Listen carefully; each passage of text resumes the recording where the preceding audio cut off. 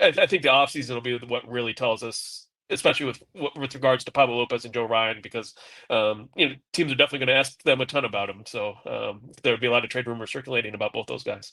Well, I was going to ask you about that because they did require a lot of starting pitching at the deadline that is, on the verge or has been in the majors already.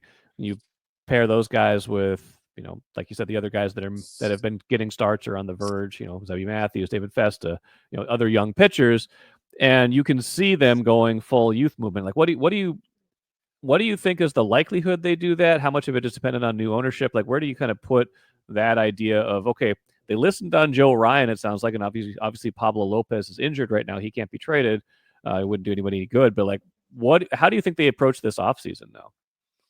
I think if it's the current setup, I'd expect both of them to get.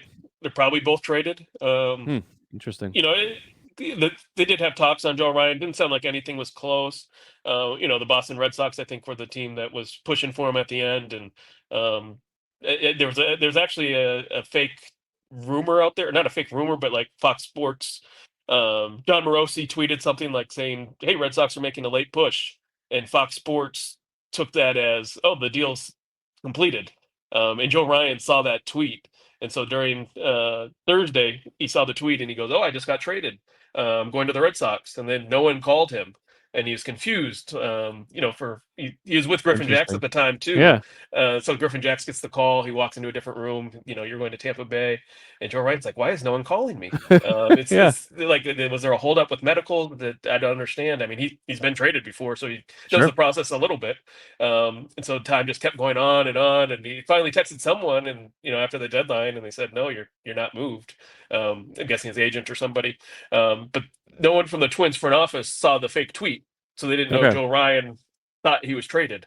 And then Oh, the next geez. day, Friday, he was his start day. And typically, you never talk to starting pitchers on their start date. They have their own routines.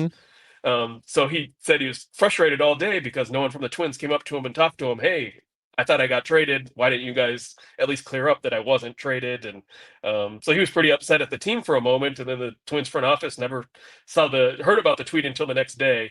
Found out Friday afternoon, right before the start, like, "Hey, Joe Ryan thought he got traded yesterday."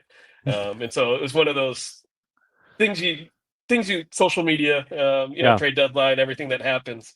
Um, that's one of those trade deadline crazy stories. But going back to the original question, just yeah, I think Pablo Lopez and Joe Ryan. If you're going to continue on this current path, I do think it makes sense to. If you're going to go Hmm. full youth movement, you're going to get a lot for both of those guys. I mean, they're both cheap starting pitchers with multiple years of team control. They would get a lot back, even more than Joe and Duran did. So yeah, I'd expect that.